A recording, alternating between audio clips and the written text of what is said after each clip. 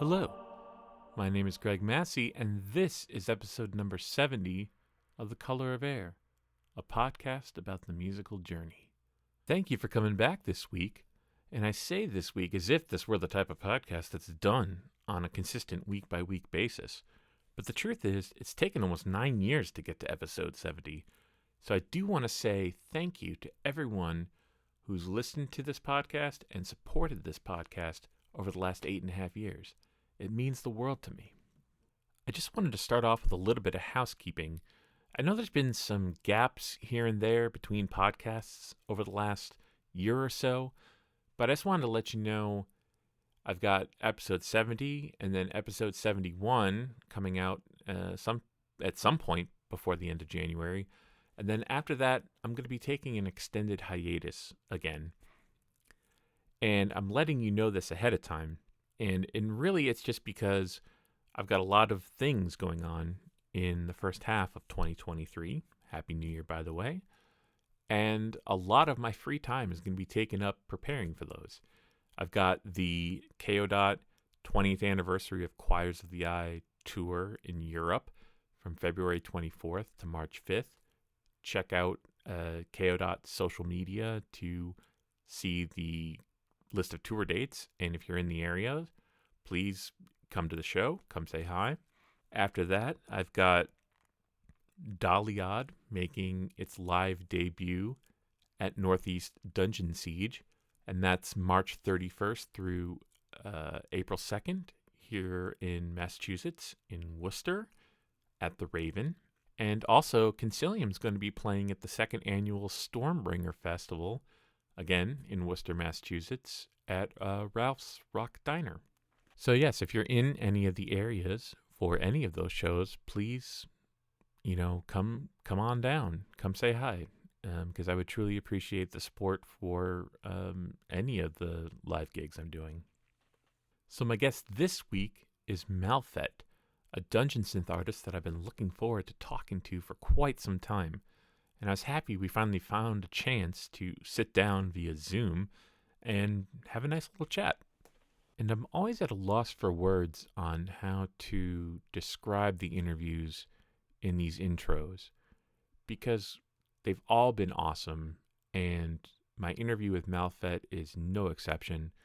It was truly fun to get to know him a little bit better and to talk about, all sorts of things. And so I figure I'll just let the music do the talking. So I'm going to start off with the title track from the most recent Malfet release, which is Alban, Arthan.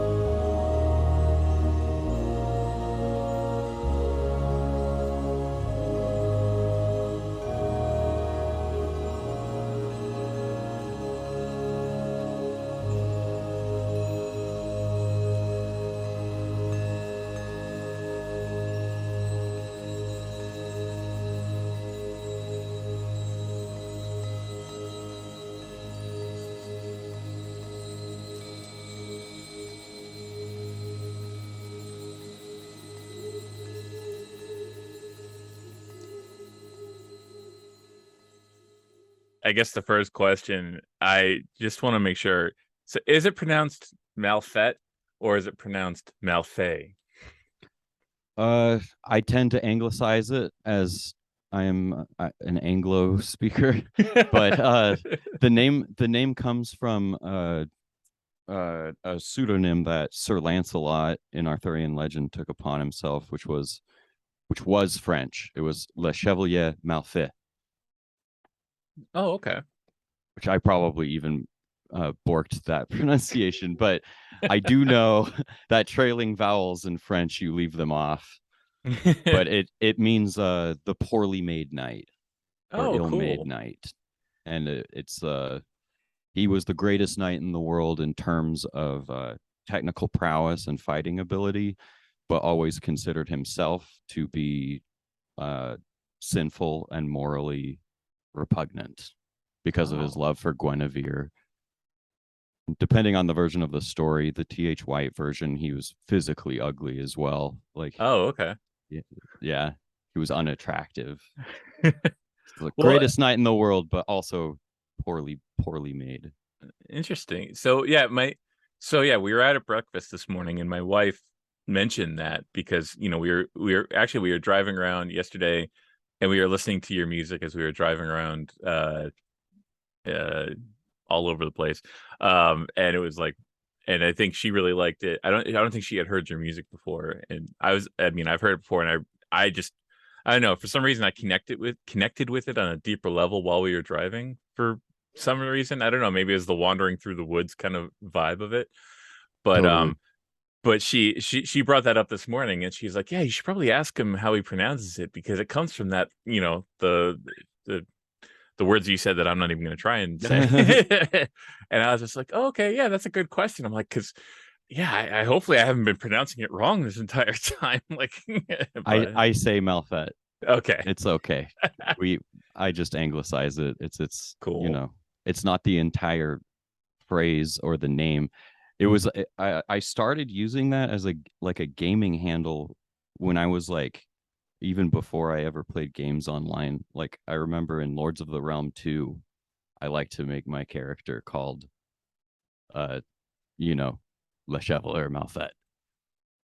So it just kind of was a name that's been I'd always like kind of identified with the character and I liked that aspect. Like uh a lot of high fantasy is not very morally ambiguous, and the same is not necessarily true for Arthurian legend, but there is an awful lot of this guy was good and strong and this guy was evil and bad.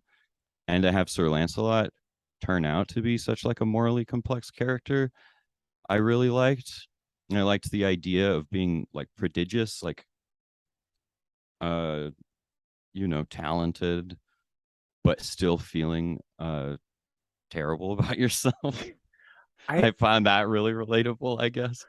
I think that is kind of a relatable thing for any musician anyway. Yeah, like you can. Yeah, it's like the thing, like if you play a show and and just saying, for example, like you make a mistake that you recognize during Hmm. the show, and then after the show, someone comes up to you and is like, "That show was amazing. You did really good," and you're like, "No, I didn't," and you want to point out every single one of your failures to them, and it's just like, no, they're seeing it as, yes, you're prodigious enough that you've put on this really awesome show, but you're just being like, well, no, I'm not as good as you think I.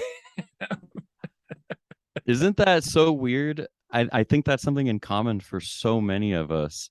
Yeah, Like learning how to take compliments gracefully, it's so uncomfortable and difficult.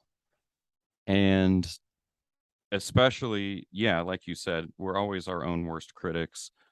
I know that I've responded that way after a performance where I just want to everyone complimenting me. I just want to be like, you don't know, you're stupid. You, yeah, I screwed it up so bad, it was terrible. yeah. But I put a lot of work into trying to be able to you know not be that what's the word? It's not even just like self-effacing, it's like self-hatred. when when you just can't handle, like, you know, I screwed up a major part and Yeah. I feel terrible right now. It's the only thing I'm thinking about. Yeah. And I don't want you to tell me that it was good. Tell me I'm Yeah. bad. Yeah, look, I think just like learning how to be graceful with that. I put a lot of work into like trying not to just like slink off of any given stage, just like all sullen. Um, I think one of my worst, at least the worst one that I remember, was when I played at Dungeon Siege West. Um, I felt like my set had some significant problems. Um, for one, uh, my audio interface like died at a Ooh. certain point. It like reset itself, and I had to like go get a different cable and stuff. Um, which, it's a dungeon synth fest. These kinds of issues were, very frequent, but I wanted to not to be one of the people who was, you know, prepared enough to not have that issue. And I did prepare exhaustively, but like that threw me off. And then for the rest of it, I was like feeling all dark, and I was like, I can't really hear my monitor so well. I feel like I'm playing sloppy. And straight up, like, I got off stage and just like sulked. There's like this was at the Highline bar in Seattle, if you've ever been there. There's like a little dark hallway backstage and a little green room thing. And I'm like getting my gear off and just like sulking. And Van from Whispering Mirrors is trying to like Instagram live and like talk to artists and stuff. And he comes back there in the dark. And I'm just like, he's like got his phone up. He's like, blah, blah, blah, blah, blah, blah. And I'm like, not right now, dude. And I had to like contain it. I ended up like going and walking around and coming back. And it was like, that's not reasonable.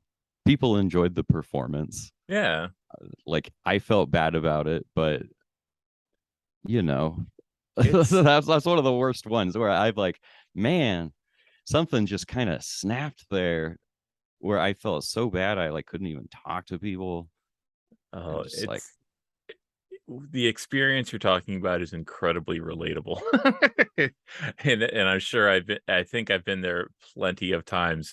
So I think also I don't know. Yeah, I'm the 100% the same way, like I focus on the negative always. But I feel like when it comes to other artists, I don't want to be like, I want to be like the one, cheering them on and being like, come on, you did awesome.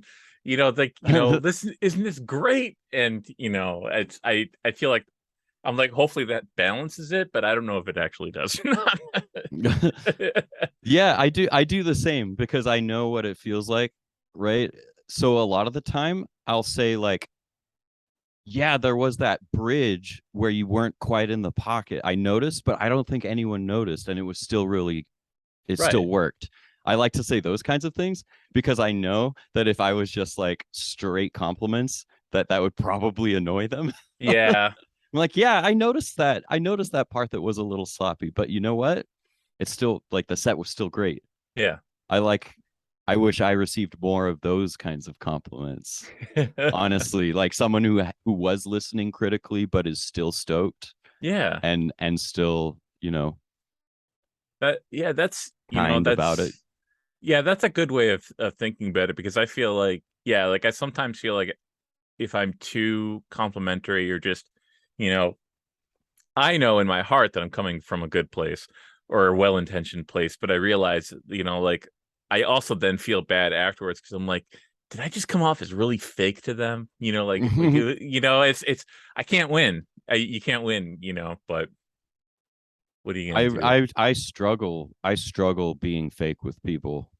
I will be complimentary and I will find tactful ways to find something good in a set that I actually did not enjoy at Yeah, all. same here. Yeah, But I can't just say like that was amazing. You played excellent riffs or whatever. yeah. I'll find something. Okay. Like, yeah, I really liked that Weed Eater sounding part. And then in brackets, and the rest of the time Yeah. the rest of the time it sounded like such generic like groove metal that I wanted to gouge my ears out or whatever. Yeah. Yeah, I know it. And I think probably part of that comes from, yeah, I mean, it's like it takes so much, I don't say balls, because I think that's a terrible, outdated way of saying it, but it takes courage to Hmm. to put yourself out there in that way, and like especially if you're playing original music, to be like, Yeah. this is my, here's me, like I it's something I struggle with too, which is where I feel like so much of my self identity is in music that, like I can't like separate it, whereas I think, people in my life obviously separate those two things. But like, and so I think like when you see somebody who's out there trying, and like, unless they're like a total jerk and you want to see them fail, you have to have like a little bit of, I don't know, it just, I feel like it's something worthwhile, or I don't know if worthwhile is the right word, but it's something noble to at least try. Hmm. And and if you don't like it, well, that's fine too. And yeah, regardless of, my personal taste or Right. my assessment of your technical prowess, it's a good thing that you are doing this. Yes. Like, I'm glad you're doing this. I'm not, I don't know. There's definitely a lot of like attitudes that are like, this band should die. Yeah. They're so terrible. I hate Yeah. the Red Hot Chili Peppers. I wish they died. Or Well, John Mayer or whatever. It's like, no, if people like it, they can go to the show. You don't have to go to the show. yeah, that's true. Probably a good thing that people have. There's an entire universe of self-expression, and it's the diversity that makes it exciting. And it's the diversity that, if there's a bunch of, obviously there are like a million bands out there, and anyone can just like make a band if they have a MacBook or whatever, make an album, and there's a kind of a massive what's the word? There's just such an enormous plethora. I think that makes the diamonds that you find among, such a vast universe all the more special. Yeah. Yeah, Like, I'd definitely. rather that there be a bunch of music out there that I don't like, because then I feel more attached to the things I find that really do speak to me, I guess. Yeah. No, I think that's a really fair way of looking at it. Yeah, I've coming from a guitar perspective, I probably sound like a broken record on the podcast. You won't know this, but other people who probably listen, like I always talk about it. I was like, oh, I was on the cusp. I came up on the cusp of like the hair metal into the grunge thing in Mm-hmm. 89, 90. And so like I was on that thing where I was like, I really want to play really kick-ass shredding guitar solos. And then it was like 2 years later, and they're like, everyone's like, no, guitar solos suck. and and it made me, whatever. But like, and then what I was noticing is that there seemed to be in the last 10-15 years more and more, like it became more in fashion, especially with like metal bands, to throw these guitar solos in. But then I kind of was like, yeah, but that guitar solo kind of sucks, and like I don't really like that solo. It's like I appreciate, but it's, and then I find that when I do find a guitar player who plays a solo or something, who like really resonates with me, again, I treat it, yeah, like a diamond. It's just like, I'm like, okay, Yeah. so there is still hope. People are, there is someone who still, can do this and makes me feel alive. I'm like, oh, okay, I can react to music well. Still, I'm not a curmudgeonly old bastard, which is what I fear to be. And I know, totally a matter of taste. I know for sure a shredding solo that is great and doesn't clash with the atmosphere and emotion of the song. Mhm. That really is a needle in a haystack, Yeah. I think. Like, I Yeah. like I like guitar leads, like cool, spooky melodies and stuff that like synergize with what the other things that are going on. Mm-hmm. And when it starts breaking into like, oh yeah, here's the finger tapping dive bomb part, a lot of the time it just doesn't really add to it for me, you know. Mm. It's That's like fair. freaking Kerry King solos. I guess Oh, those accomplish their own thing because it's just like, yeah, we're going crazy and fast. Doesn't yeah. matter what notes that they really are. Carrie We're crazy and fast. Carrie King Yeah. solos. It's funny you bring this up because I was actually in the car the other day and the radio station played No Sleep Till Brooklyn by the Beastie Boys, which he Yeah. plays the guitar solo on. Mm-hmm. And I am listening to it and I'm like, this is objectively a really badly out of tune solo. Like it does not play to the chords. There's no and I'm like, Yeah.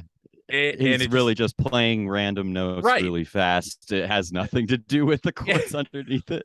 But I think I feel like, but it within that there is like his own thing. Like I just feel like Kerry King is for his guitar solos is really just an agent of chaos.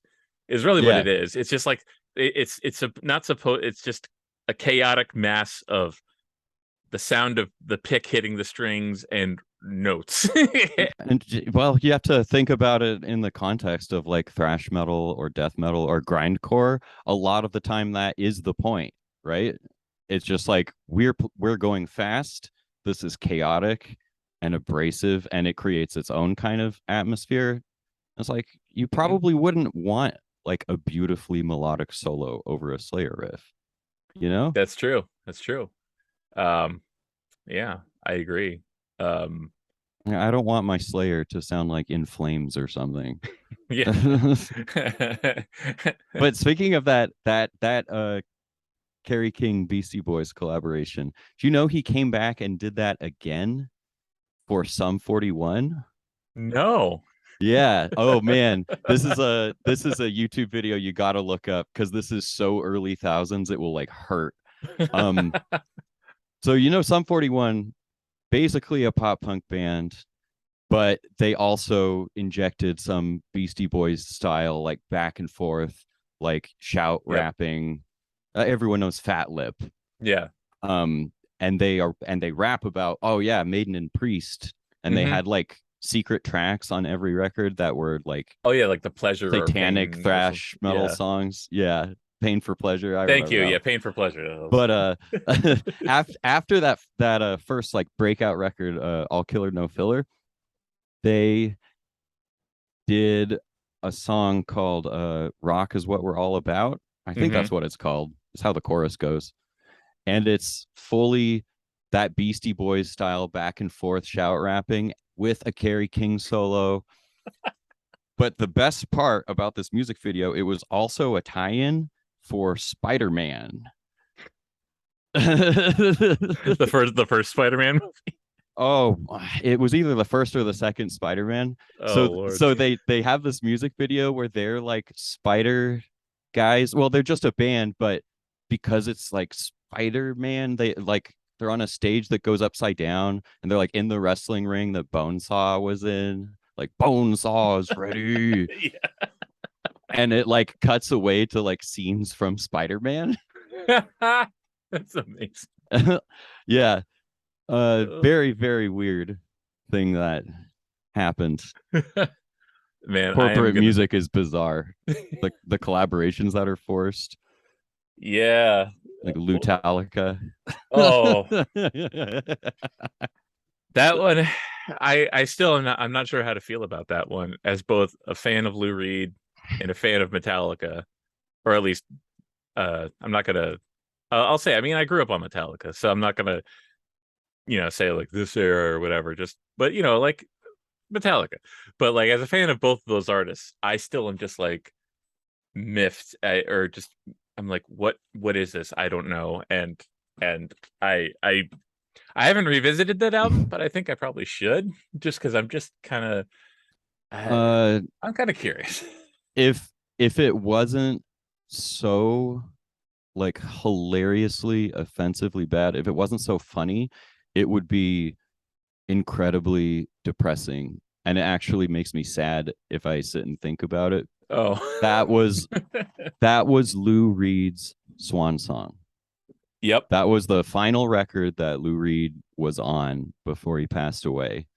Like, the man who gave us songs like Heroin, you know, that like Velvet Underground and Nico, man, that is a record for the ages. Freaking timeless. Yeah. And with a web of influence that is still obvious in like so much music to this day. Everything from heavy stuff to lo-fi stuff to noise rock and even pop music. Mm-hmm. Like uh and that same man, his last gasp to the world, his final uh emission was Oh. Metallica.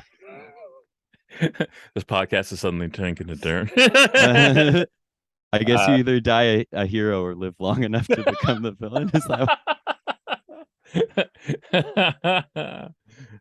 Well, that's perfect.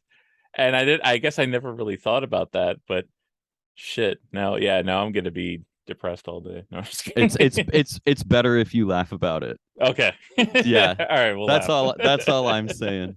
You know, you got to embrace the cosmic joke cuz otherwise it's just too sad. That's how I deal with a number of or try that's one of the best ways I've found to deal with things that make me really sad. Is to try to find some humor in it, I guess.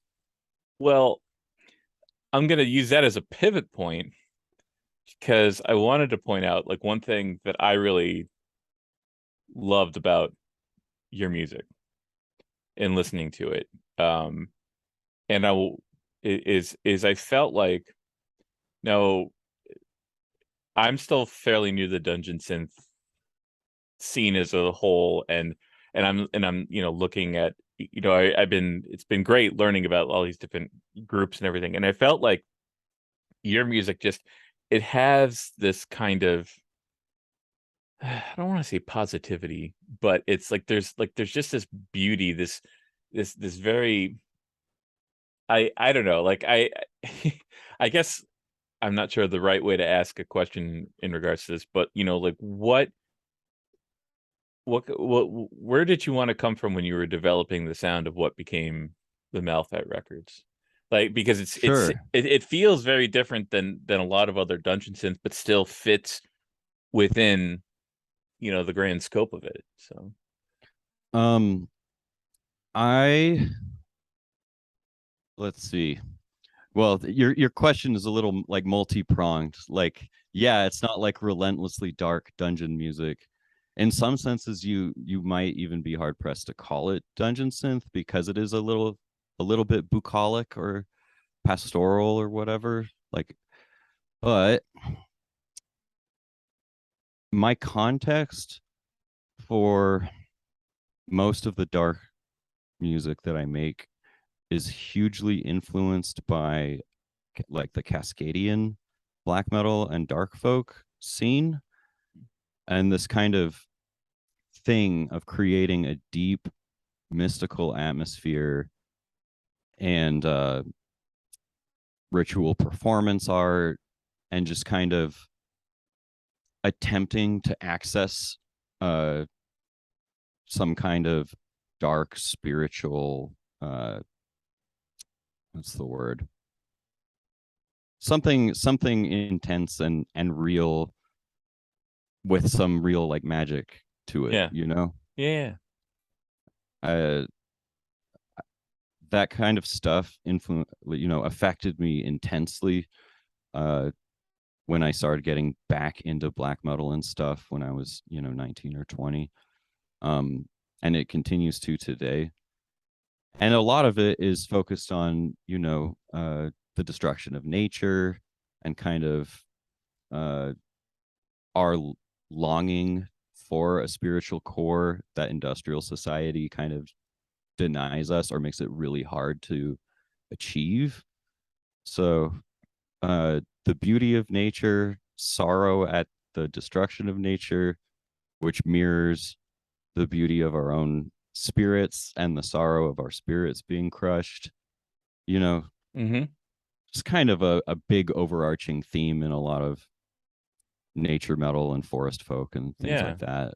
Um, but uh, yeah, in that vein, I got really into Nest, the Finnish Kanteli guy, and I heard about him because he did a split with one of those Cascadian bands. There's a Nest Agalloch split that's pretty good, Oh, okay. and then his stuff is basically dungeon synth.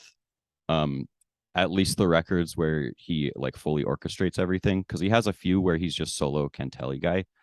Um, but it's like beautiful, like deep ambient with like nature sounds and like very ethereal, like do do do do do do. Um, and I was like, this is really magical, like serious music, you know.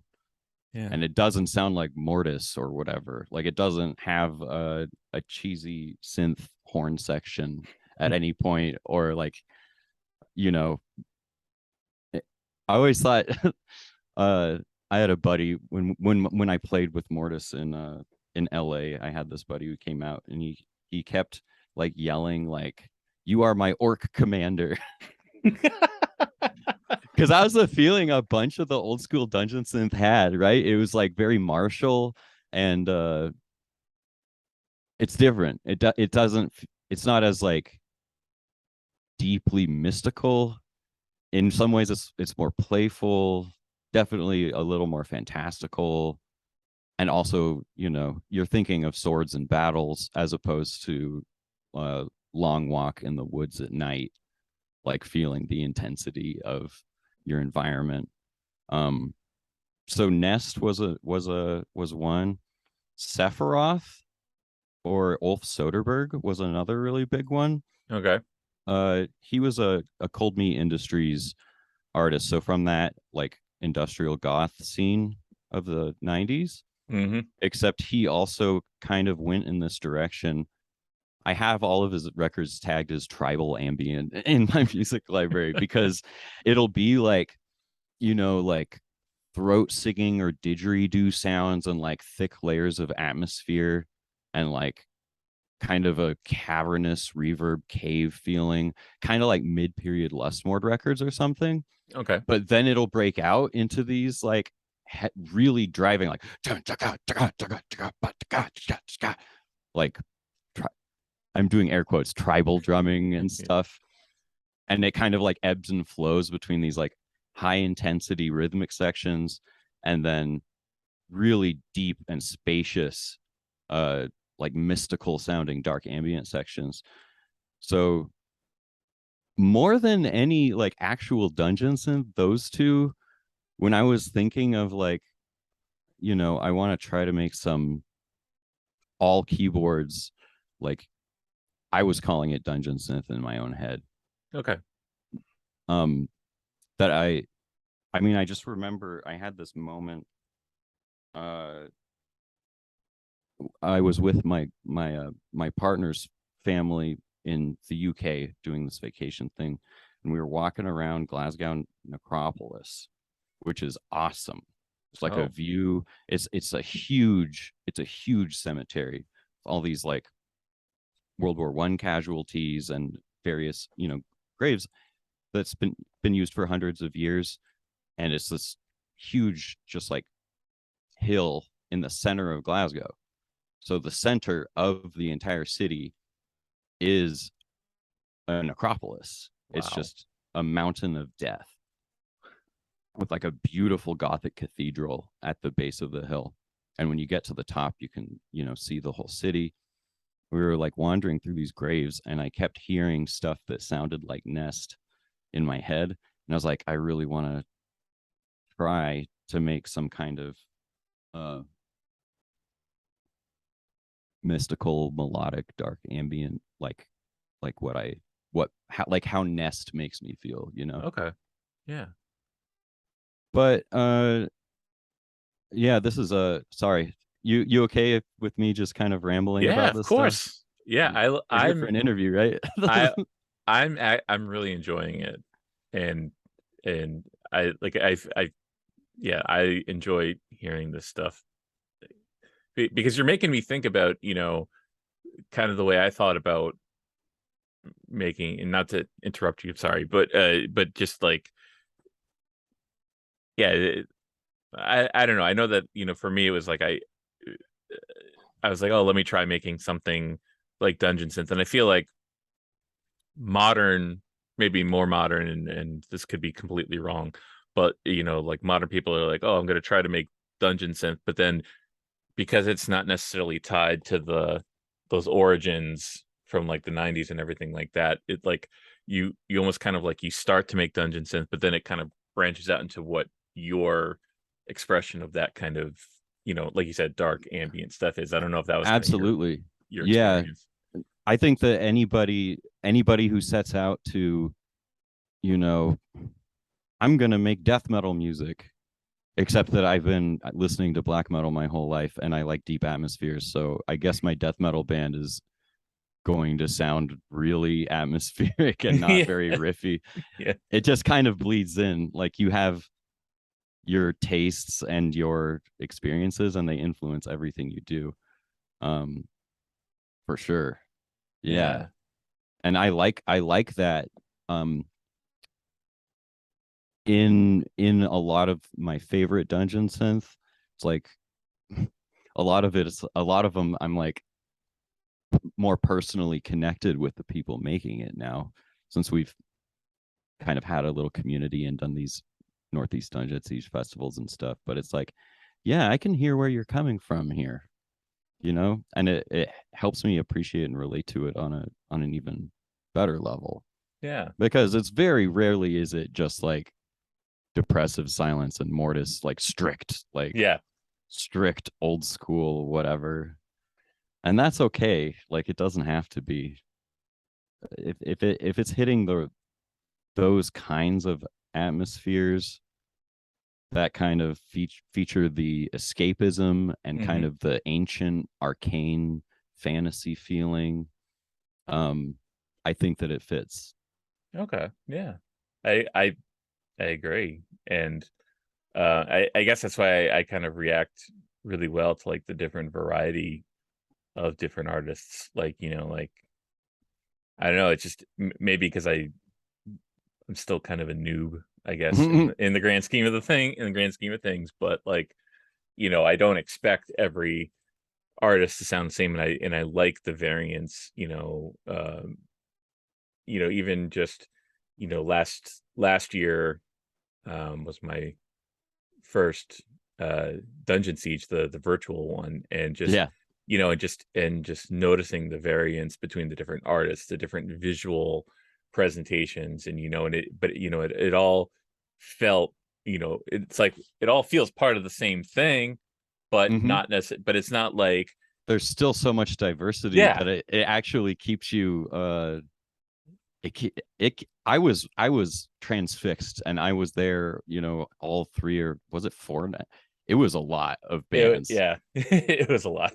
And the diversity of approach, including, yeah, absolutely, the video production. There was there was so much creative stuff going on that gripped it absolutely gripped my interest, Yeah, which is weird for something that's just ostensibly, ambient music that's like one person with with their keyboards, yeah, right? yeah. Well, I can't remember. You might remember better than I do. I forget which artist it was who's like the video accompanying it was like pretty much like a horror movie. And then Was it Magic Find? I think That looked so. like a snuff film. It was Yeah, like yeah, all yeah, like yeah, yeah. grainy VHS. Yeah. Yeah. That one And was gnarly. and then you contrast that with an old sad ghost who was like black and white, him and the keyboard and a beer.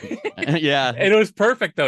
Like, like I wouldn't have it any other way. I'm like, that is a perfect, it worked so well for what he did, and I was Like just like, somebody's gonna have to just be informal yeah, and truly old school in terms of like production value, right? yeah.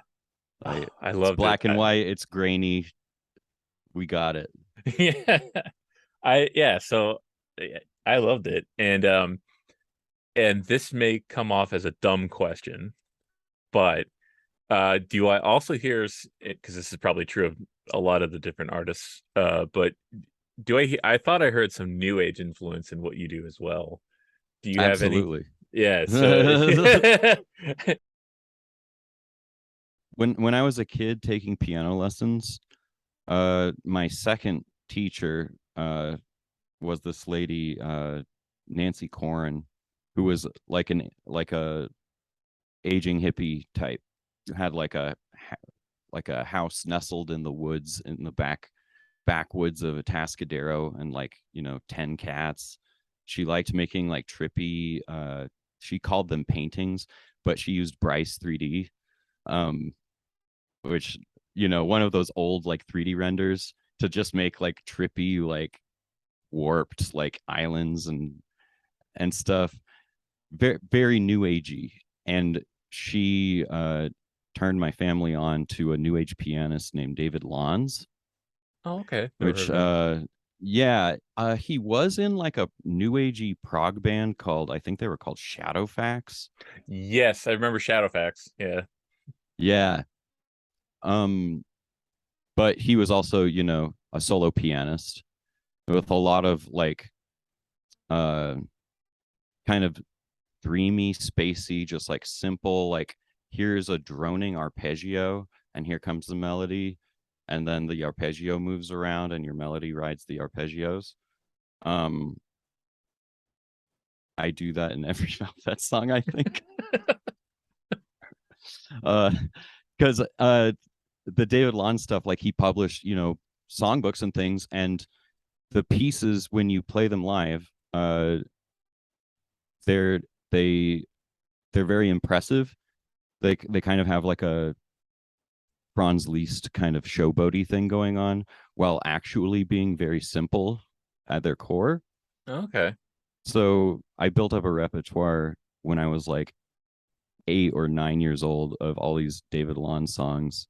And I was like I played in some competitions and things Oh, when I was a kid. We have a local like piano festival, the Paderewski Festival, because Ignacy Jan Paderewski moved here to our weird little county towards the end of his life. He's like a really famous Polish composer, oh, okay. pianist. But yeah, so the new age goes all the way back to like my earliest piano lessons, um, learning these David Lons pieces. But of course, who doesn't like mellow moods, or Enya, or Enigma? Yeah. I've been getting more into like Lorena McKinnon lately, Oh. which I never did as a kid. Uh, like she's a little all over the place, and often is like pretty like affected, and it's not, you know super great. But some songs, I love. I love the sound of tablas, Hmm. and like old hand drums like bodhran Hmm. particularly. And I like the kind of ancient music orchestration, and she has that in droves. Yeah. It's really nice. When it hits real good. Yeah, Yeah. lots of new age stuff. That's just part of it. Yeah. Her the Mask in the Mirror is one of my favorite records ever. I love that record so much. It um and yeah, No watching kidding. and listening to her, like, well, I think I mentioned this to Josh from Somber Arcane. I was just like, I really want an oud now. Because I think it was either him or Shane was getting an oud, and I was like, I am so jealous because I've wanted an oud for so many. Yeah. Yeah. I just the that sound of ancient instruments, whether they be medieval or even through the Baroque era, Hmm. of various cultures too. Like who would cry about Vardruna? Uh, my first show as Malfet, weirdly enough, was with Sangre de Muerto, like a neo Okay. folk. They're from Galicia, uh, Okay. I don't think I've Spain. heard of them, but Worth looking into if you okay. enjoy Lorena McKinnett. Okay, Um, cool. but like they had a harpist and a flautist and a hurdy-gurdy, and they played just like really subdued, like beautiful. It sounds like ancient music, but it's this dude Pablo, um, who sings in Galician as opposed to like mainstream Castilian Spanish. Oh, interesting. Yeah, it's like I don't know. The history of the Spanish language is actually pretty sordid, which I learned a bit more about from them. But anyways, the very first Malfet show, my parents came, and it was like a DIY show in this garage in Los Osos, and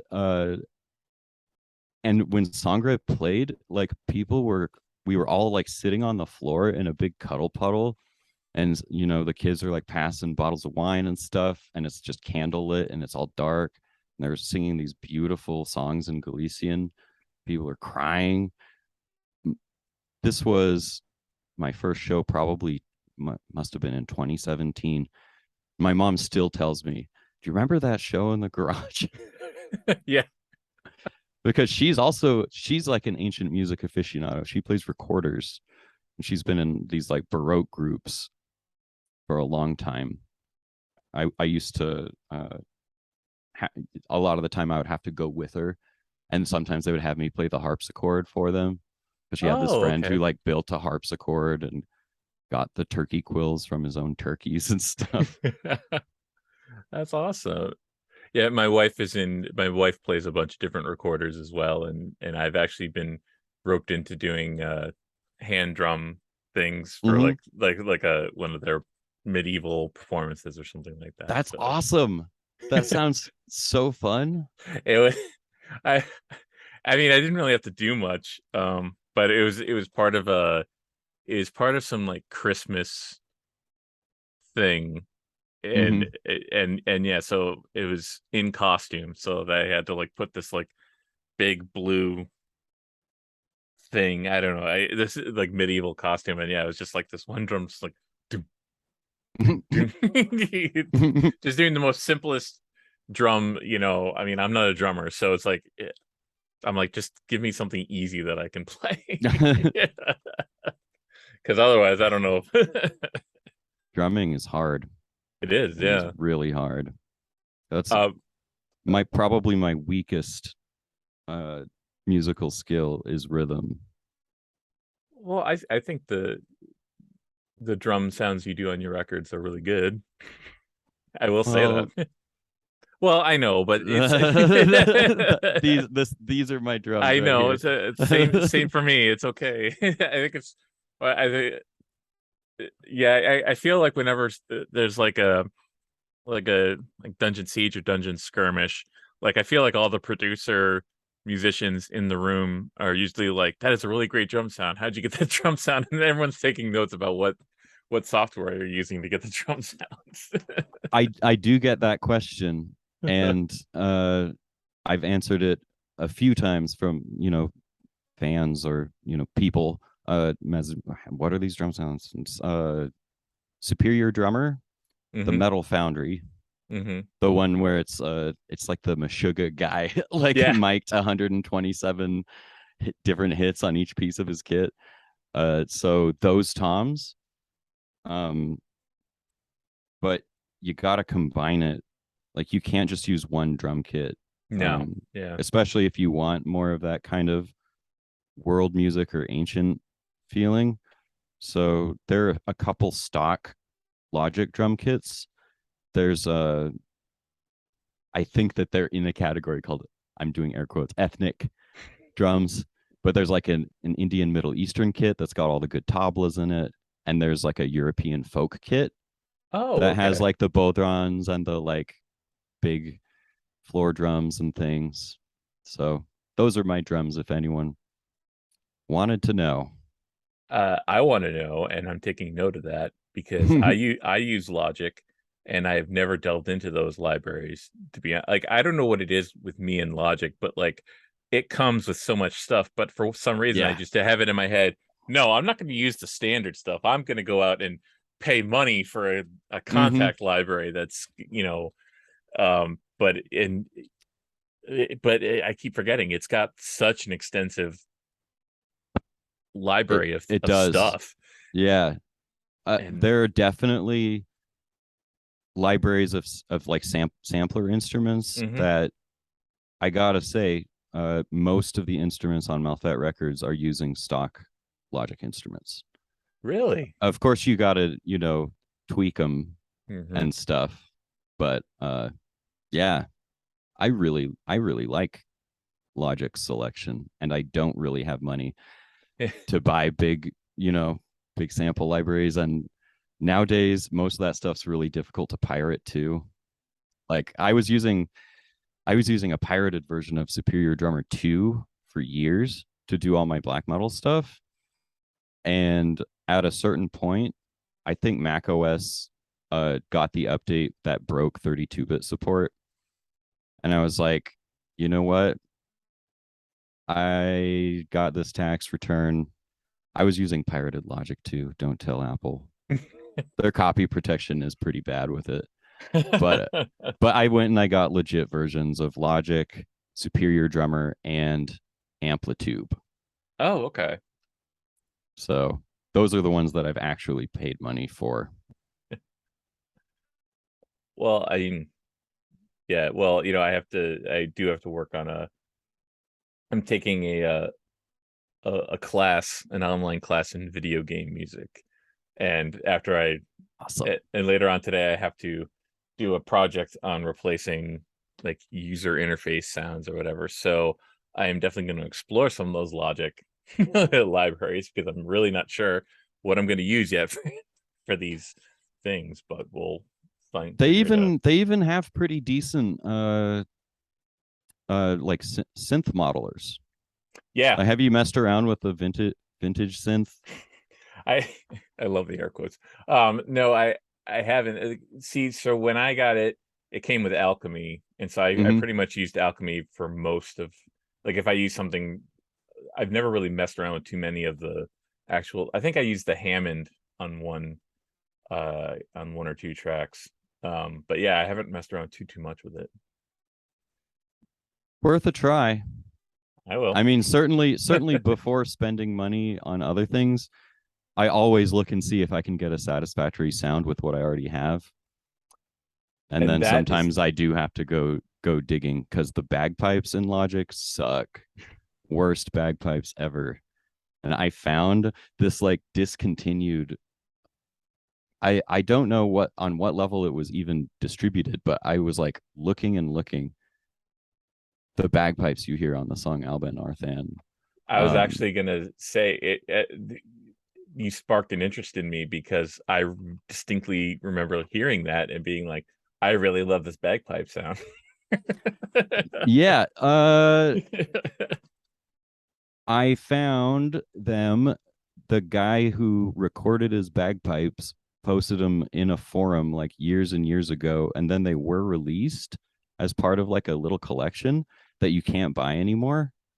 It doesn't exist. Oh, okay. So yeah, I spent a really long time and I found where the original guy had shared it, and that's what I ended up using. It's like the best sampled bagpipes I've They ever heard. Like they they sound so they good. have like the breath sound, and when you do the like trill, it has that overtone. You know? Yeah, yeah.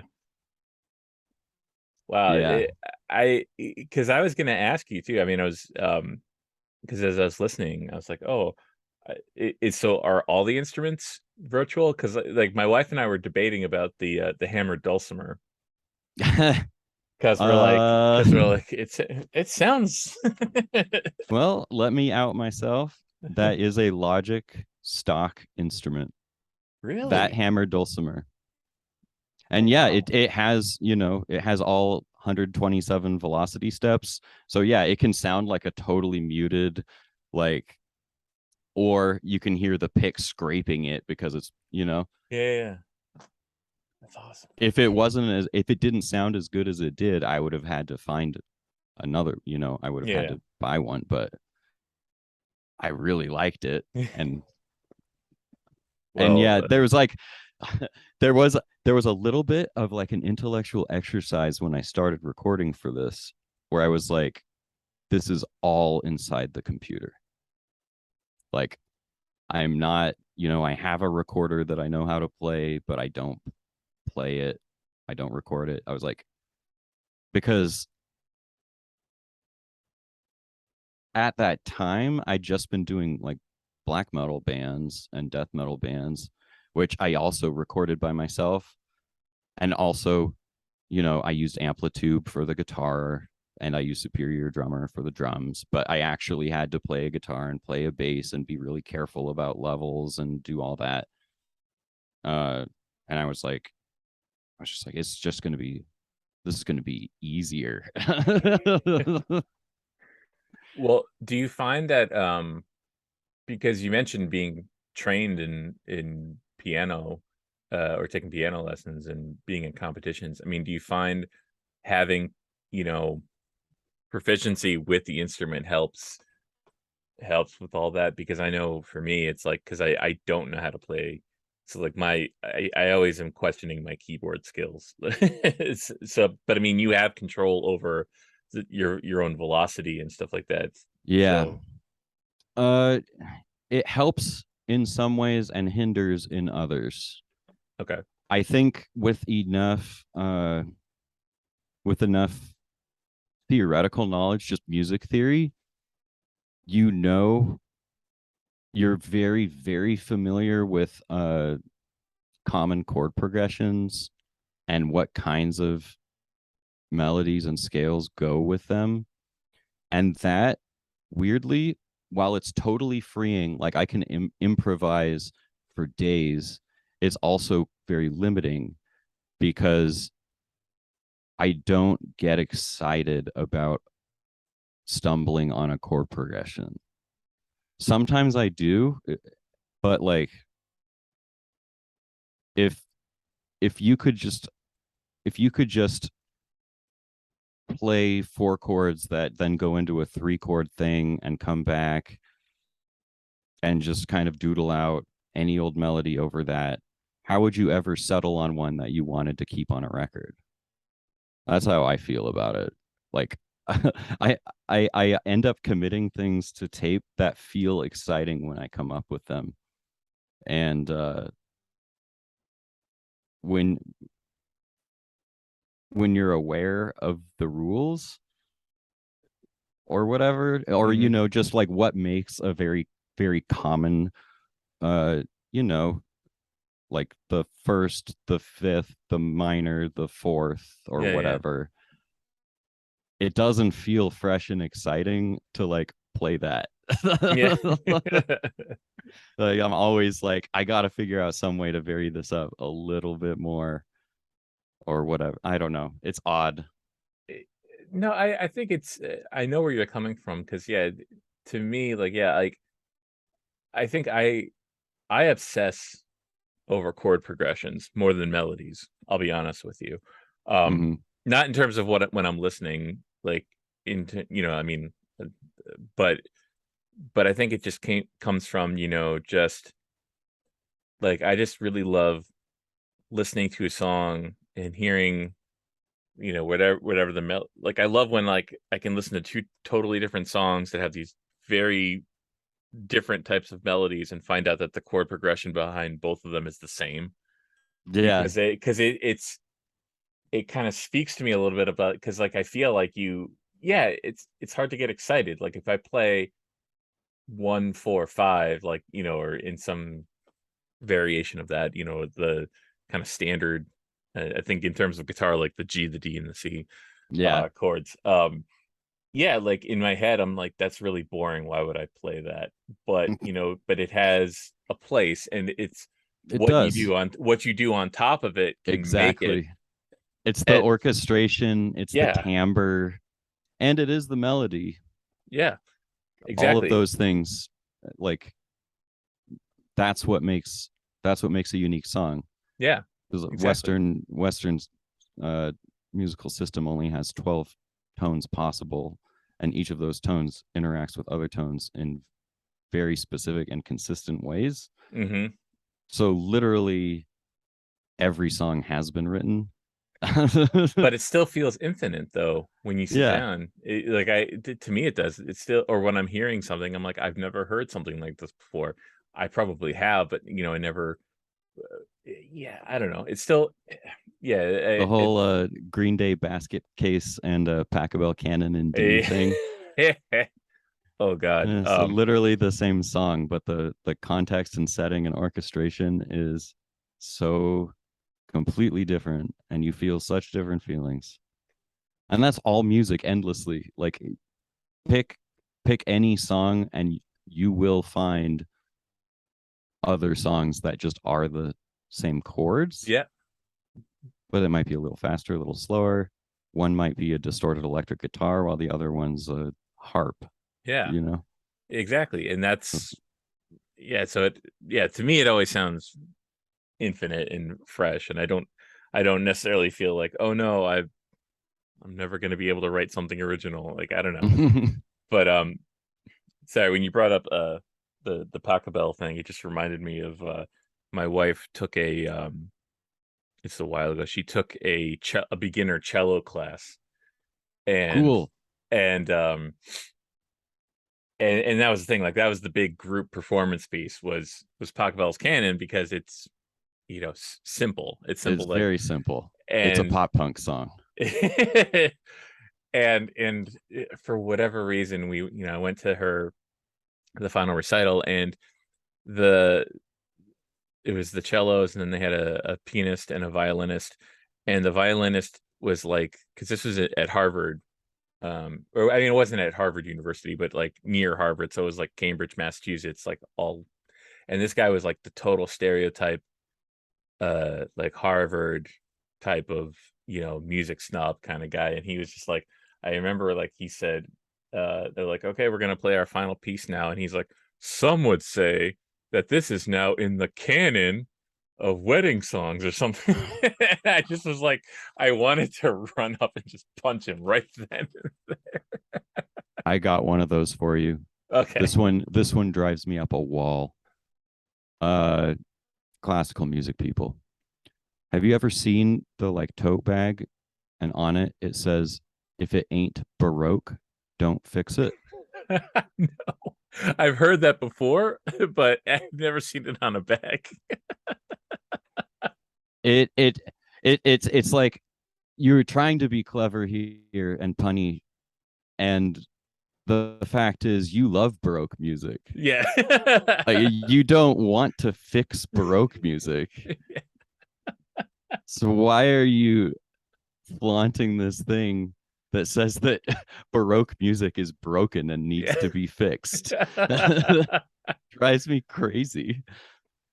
Man, well, the other one this guy said, which again I was boiling, is, so they had two different types of music stands, and so the bin, or the thing that had all the music stands, they had taken the tops off the music stand, so you had to like find the right top to go to the right bottom of the music stand or whatever. And Mhm. so it's taken a little while to get everybody music stands, and he just goes, huh, who, I never thought it would be this hard to take a stand in Cambridge. I was just like, elbow coming right your way, buddy. I thought that was heading into like a topping or bottoming like innuendo kind Luckily, of no. joke. He had to keep it PG. Oh my gosh. Just in case. But I'm sure, depending on the circumstance, he would make some sort of joke. But I miss having a cello around. My little brother was a cellist and violinist, and he lives in Utah now. But when I was a teenager into my early 20s, um, I was still doing like singer songwritery, folky stuff. Um, and I would just like go grab his cello to like, do a make believe like upright bass sound. Yeah. Boom, boom, boom, boom. Or I was very limited in my ability, but if I was writing a song, then I knew what the root notes were or what I wanted to play on it. I could figure it out well enough to get a decent take. And it's just cool having instruments like that around. And cellos and upright basses are huge. And I don't have space in my apartment for such a thing at all. I mean, you're looking at my room right now, and there are at least 3 MIDI controllers that you can't see here. You can see my electric guitar, my bass. There's another electric guitar and acoustic guitar. You see, there's like all these different like hand drums and things. I have too much stuff. I have a mandolin over here. Oh, I wow. used to have a banjo and I sold it. And of course, I'm regretting it. But I'm also like, how often do I actually use a banjo? It's just that every once in a while where I'm like, it would be really cool to have a little twangy part here. And that's like, oh crap, I don't have Yeah, one. I have a banjo guitar over here. Yeah, you can't see my incredibly messy studio, but it's terrible. But yeah, no, I'm the same way. I have the mandolin over there, the banjo guitar, and behind me here again, you can't really see it, but I call it my cabinet of curiosities. And that's right, and that's where I keep all my effects pedals and all the random Cool. percussion instruments. Uh-huh. And I think I've got two different types of train whistle. Don't ask me why, but I've got two different types of train whistles in there somehow. Slide whistles, just the silly instruments. I don't know if I'll ever put them on a record, but like I have them there just in case. I used to have a complete harmonica set as Oh, well as a harmonica rack. uh-huh. I don't know what happened to all of my harmonicas. Because that was a pretty fun thing to pull out, right? If you like head into the open mic or whatever. Yeah. It's like, yeah, I'll do a little Dylan thing or I tried it. I Neil could never Young get it to thing work. or whatever. Yeah, it's just a little rack. It's just like this, and you just they're all diatonic. It's the easiest instrument in the world. And I know most of the it's time, if you really want to be Dylan-esque, all you're doing is breathing in and out and not really trying to like play a melody at all. I think my goal was because I was really into um the song Harvest Moon by Neil Young. Love that And song. it's so good. And I was learning it, and I love the fact I could learn it. And I'm not a great singer, but I could pull it off well enough. And I was just like, you know what? I should go out to an open mic and do this. And I'm like, I should get a harmonica. And then I just remember trying to figure it out. And I'm just like, like, I don't know what's going on. And then I'm messing up the chord. I'm like, no, this is not going to work. The harmonica stand is like too loose. It like flops Yeah, down. yeah, exactly. I'm like, Yeah. Ah. I hate this. Why does Neil Young want to do this? Um, that's um, shit. I just started doing one of the local open mics. I'm like still trying to get out of like COVID mode of like not going anywhere or doing anything and like playing shows again and stuff. Yeah. And my actual bands are inactive because, like I said, we had a drummer that moved away. I have a guitarist that moved away due to COVID circumstances, Mm-hmm. And like I just was like, I have to start like actually exercising this muscle more often. And I think an open mic is a really great place to like shake off the dust. I think There's so. like Yeah. no expectation. When I play a real show, I prepare like a madman. I am a perfectionist, and that's part of why much earlier in this conversation, when stuff goes wrong, it feels like a devastating blow. But you Well, go to an open mic, there's no expectation. It's generally a smaller crowd. yeah. Yeah. A lot You of times just they're not show up even and do listening to it. you. Yeah. Well, I was well, a couple things I was gonna touch on with that is that Did you? I don't know if you experienced this. I know I haven't played a show in almost 2.5 years, and my Yeah. band is finally doing a show this Friday, and I'm like super psyched about it. But when we first started rehearsing again in June, like I really felt like I don't know, I felt like I lost all my self-confidence for playing live. I don't know why. It seemed like such a nightmarish thing to get up on stage again. And it's really taken me a lot of at least rehearsing in the with the band and getting used to playing with a band again. And I'm like, okay, I'm starting to remember what this feels like. And um so I don't know if you had like kind of a similar thing where it's like, Yeah, I came back after a little over 2 years. Like my last show before COVID hit uh was Mortis in San Luis Obispo. It was the end of that West Coast Mortis tour we did. oh, okay. So that was like February 2020. It's like right before everything started shutting down. Mm-hmm. And came back. I did a house show locally, which is another kind of like lower pressure environment.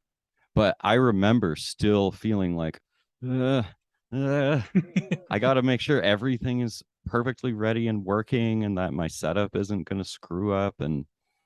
Uh, and that was a good way to like dip the toes into Yeah. coming back. It's like, realistically, I could screw up this whole thing and it wouldn't matter at all. The next band would play, you know. Mm-hmm. It's it's it's not like I had to fly somewhere or drive more than 6 hours. Mm-hmm. Uh, you know, that wasn't until Litha Yeah. that one was like, oh crap. There's like actual expectations riding on this. Well, I mean, and I'll point out too, I really enjoyed your set at the Raven, and Hell yeah. that was a lot of fun. I remember being like, I have to go to this show. I had just broken my foot, and I was just like, I don't care. I'm in a boot. I'm gonna Uber over there. I may stand corrected. I think The Raven was my first show back. Oh, okay. So that one, the show was the exact right size. It wasn't like the place was filled to capacity, and it wasn't like it was, like pathetic, like it's just people in the bands or whatever watching Mm-hmm. each other. So that ended up being very positive as well. And we even did something weird for that, which was I had just written this new song, and I was thinking about Min's music, Velastraz, Mm-hmm. and the way that they build layers. They basically work as if it's a loop station set, which it is when they play live. Mm-hmm. I was like, yeah, I got this like harpsichord part, and I'm really inspired by Velastraz, and I sent it to them. Then I was like, well, we are coming to the East Coast. Min already said that they were coming up for the show. Why don't we do a Velastraz cover, and you can play on my new song? So I like practiced over Discord with them like twice and like sent stems and things so that they could practice. Mm-hmm. But we played together for the first time that afternoon in the basement of the Raven. Yeah. Well, I thought it was cool. It was And so fun. Min is on my list of artists I want to interview as well. Um, I have to organize send out all my invites and everything. But yeah, that was a really cool show, and I was really happy, and yeah, and it was cool to finally see people in person, who either I had talked to online or just like knew, you know, and it was Yeah. I don't know, I I just have found like the whole I have a very rosy view of it. I've said before, but just the whole dungeon synth experience, like the scene or whatever, I found it so welcoming and so just with the different people I've met and talked with, Hmm. and it's really just been a very fun. Um, it's made me feel a lot better about music too, about my music and everything like that. So Absolutely. That's been my experience with this thing. And when you describe your excitement or the joy that you found going to the Raven and the reasons you gave, imagine how we all felt when we went to the Raven for Northeast Dungeons, the first, like, the big Northeast Dungeon yeah. siege. It was bonkers. Met so many people that I just, had interacted with in these online groups and stuff. I've been, enjoying their music. And it was like, it was seriously magical. It was so extraordinary and so positive and cool. And I was like, yeah, I'm gonna keep playing this. I'm gonna keep. I will continue this project because if it's going to afford me these kinds of like overwhelmingly positive and fun adventures, uh, make friends like these, you know, Yeah. Yeah. I have That's too awesome. many like ongoing projects to devote an appropriate amount of time and attention to all of them. Yeah. Like all my metal stuff's been on the back burner for a long time. I usually write down bonus questions. I didn't. I just kind of was like thinking things in my head. And so my first bonus question for you, my first question is, um, I've noticed in my interviews with different dungeon synth folks that one commonality is they all said they were in a shitty punk band in high school. Were you in a shitty punk band in high school? No. Uh, my very first band that played shows, I joined a prog funk thing called Fug Bus. And I don't know if we have to keep this PG, but it stood for it was short for fucking genre bending shit. That's a great Just name. like I was friends with this dude who was really into like Mars Volta and Pink Floyd and things like that. And it was neat. And weirdly enough, uh I had gotten a guitar when I was 12 or 13, hitting puberty. I was like, yeah, I want to be cool. I want to have a guitar. This piano stuff is for dorks. But I was a keyboard player in my first band. And it was like, it was fun. It was wild. Like, I got to do like shredding solos and stuff and like super fun. That's And awesome. after that, I was asked to play keyboard in another band, which was like a Bright Eyes, like emo indie folk thing called Capiano. Okay. He had seen me play with Fug Bus, and then I played keys in this like indie folk thing. Yeah, I don't think I was ever in a punk band in high school. I was in a shitty pop punk band when I went to university. Okay. I don't even remember what that band was called. It was not good. Well, you eventually got there. Yeah. It's for whatever reason the name of that band is making me think back. I went to see a band play when I was in high school, and they were called Faz Junk. Sorry, I didn't realize you're taking a sip right then. That's Faz pretty Junk. good. Wait, speaking of high school though, Hmm. and being in like a proggy band, Yeah. um, I think I already told you on messages. We had a local melodic hardcore band called Sleep is a Curse, Yeah. named Yeah. You after did the mention that. Maudlin in the Well song. Yeah. And that was the very first like heavy show that I ever went to. It's this DIY show at a local Masonic lodge. And I was like, man, this is loud and I can hardly tell what they're playing. It's so distorted and they're Hmm. just screaming. Nobody's even singing. This is crazy because I was like 13 or whatever. But Sleep is a Curse was my very first show. And I had another Maudlin of the Well incident that I really wanted to tell you about because I Okay. remembered it. Um, very popular band among my friends in high school. Oh, thank you. But I was in the high school production of The Pirates of Penzance, like the Gilbert and Sullivan Mm-hmm. musical.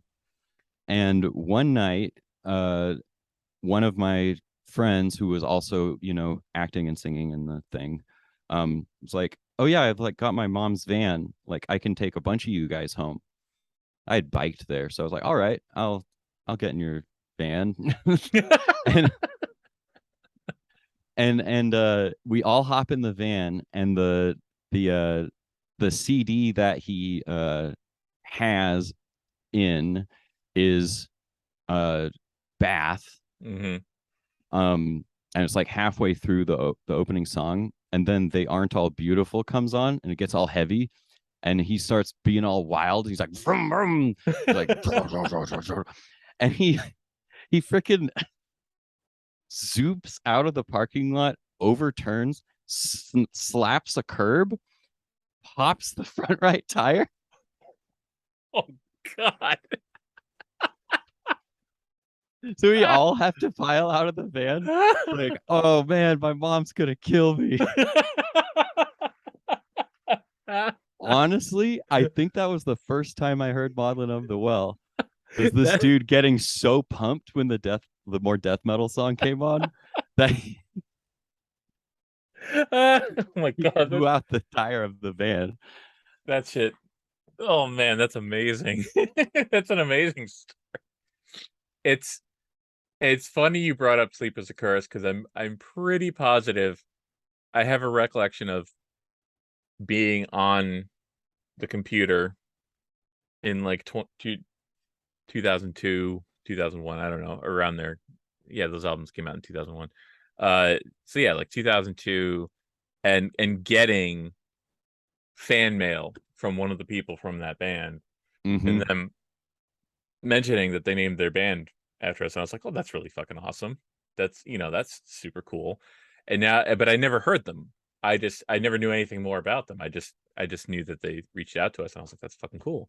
Now, the way you're talking about it, that is so weird considering if you ever listen to Sleep as a Curse, that song is like It's a 180 gentle, degrees from, yeah, from it's Harsh gentle, Envoy. beautiful. It has like the nylon string guitar. That is, yeah, so that's funny. That's to hear that there are just like a harsh, you know, band like Yeah, that. it's like metalcore, I think. I Um, actually just found that there's a song of theirs on YouTube. I was trying to find their music before this interview because I thought it would be interesting, and it's like impossible to find. Uh, well, I Here, will. I'm gonna pass you a link, Instagram convo for that. Okay, Just I haven't listened to this yet. Anyway, that's did you have fine. other bonus questions? Yeah, I'm just gonna shooting off the top of my head.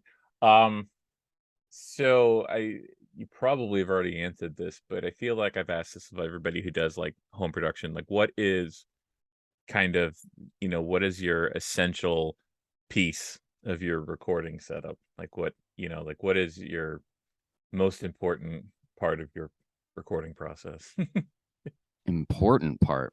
Yeah, or I shouldn't say what, like is there a specific plugin or a Uh, piece of gear that just you can't imagine living life without? Logic Pro, just I in figured that's general. what you were gonna say. Yeah, I've tried other DAWs, but like, I guess I could probably work with Pro Tools because it's like it works in a similar way. Like it's a playlist Hmm. editor that's very visual and linear. I've tried working with sampler based DAWs like Ableton, and I I can't achieve what I want with with that style of DAW. And I just think Logic it's where I'm most comfortable, and I wouldn't want to have to learn a different one. So that's Okay. probably I mean, there's also the 88 key MIDI controller. It's just a generic MIDI controller, but it's semi-weighted, so it feels kind of like a piano, and it has all 88 keys, which is really useful. You don't have to like mess around with octave shifting to Yeah, play the different parts that you want. that's So awesome. for this project, those two things are essential parts, I think. Okay. And the next question is, and I think it's just more for me because I want to start playing live as a solo with the solo project. So what is your live setup like? Like how do you pull that all together? Sure. I mean, we can pull back the curtain. I've talked about it before. Yeah, feel free to only tell. You don't Yeah, have to give away all your secrets. I don't have like a bunch of hardware. I use two MIDI controllers and I have the double decker stand. Hmm. So I've got the smaller one on top and that plays like the Celtic tin whistle or flute or harpsichord. And I've got this guy down here that's generally the harp and or the dulcimer. And I have my Logic sessions and I just play. It's backing tracks. Yeah. I'm not like triggering samples for it. I figured the more steps towards having the orchestration I want, um, the more possible failure points. Yes. So I wanted to keep it simple. So it's a backing track with two parts muted at any given time, and I'm playing those parts along with the backing track. Okay. And this actually brings up a good question I would have too. How do you choose? Because yeah, most artists in this style are kind of similar that they're playing to backing tracks. It's just kind of a normal thing. Like, how do you Mhm. choose like which part you think you want to perform like live as opposed to Yeah, in? like I said, uh, harpsichord and dulcimer. Okay, That's so that's okay, always kind of the most prominent rhythm part. okay, You know, it'll have a melody and it'll have chords, and then the prominent melodic parts. Most of my songs end up, they resolve into some kind of more upbeat, like folk melody. So that's got to be the Celtic tin whistle got it. or flute up here. Okay, I So see what you that's mean. how All right, I choose the parts. They're the most like significant parts. Like I'm not gonna just play the bass line yeah. or the choir pad that's kind of in the background. Yeah, Uh, it's the most prominent parts. a friend of mine used to do on his not for live playing, but I just remember him. He did a whole keyboard based project in high school, and he would do kind of like guitar players do the downward picking, like the palm Hmm. mute. He would like be like my keyboard's in front of me. He'd be like like just like he developed like this like super rapid technique, and it's like whoa. All right, well that's good to know because yeah, that's well, you're right. I mean, and that makes things simpler because if you keep it to you, like I'm only going to play these instruments for these. Because yeah, I always wonder about like ease of how you switch sounds in a live setting, and what happens if there's like communication failure between one of your pieces of gear, and Yeah, those I happen. And yeah the less I switch virtual instruments, the better too. yeah Because sometimes Logic will have a little hiccup when you're switching. Like hmm the playback will go like "Chick," or something. yeah So trying to keep that to a minimum. But you okay know, there is another way that I do instrument switching, which is to record enable all of the tracks that I'm planning to use. hmm So rather than actually reaching down and like clicking to switch tracks or whatever, um, I can with these guys uh hit function and then I've got my MIDI channels here. oh okay cool So I can have whatever instruments are going to be played on a given keyboard listen to that port, the port for that keyboard, but also be assigned a MIDI channel. And then it's two taps to switch channels. And now I'm playing the other instrument. oh okay That one isn't foolproof, but there's more than one way to do it. That one usually results in fewer hiccups. Okay, that's good to know. Yeah. And the next question actually is also about playing live, uh, because when I was talking to Jim from Cond, Hmm. um, he had great advice, which is you can wear a hood or you can wear a mask, but you probably shouldn't wear a hood and a mask. And so, Absolutely not. and he's like, learn from my mistakes. And so I was just kind of curious what goes into your live presentation for, because I felt you had a pretty manageable hood when I saw you live. I mean, is it the same kind of general outfit every single time, or do Yeah. you have a wardrobe? Well, my girlfriend just got me a beautiful chainmail coif for my birthday. So I think I may be switching over next time I do play live, or Okay. it'll be incorporated in some kind of combination. That hood and that cloak, they my little brother made them Oh, that's because awesome. he, well into his teens, liked to kind of make believe, and he would just like go out in the yard and pretend to be a wizard. And then when he went to university, they were left in his closet, and I just took them. It's like a burlap, like it's actually a cape technically, think, and then the hood, it has like the long tail, like the Yeah. peasant hood style. Yeah, I yeah, I like those. I like those. It's I thought it looked really cool and also looked, like They're not quite like Ren manageable. Fair quality, but I had them on hand, and then I started painting the character in my album covers to have those to be wearing that. And now it's just like, yeah, I guess this is part of the identity now. Okay. And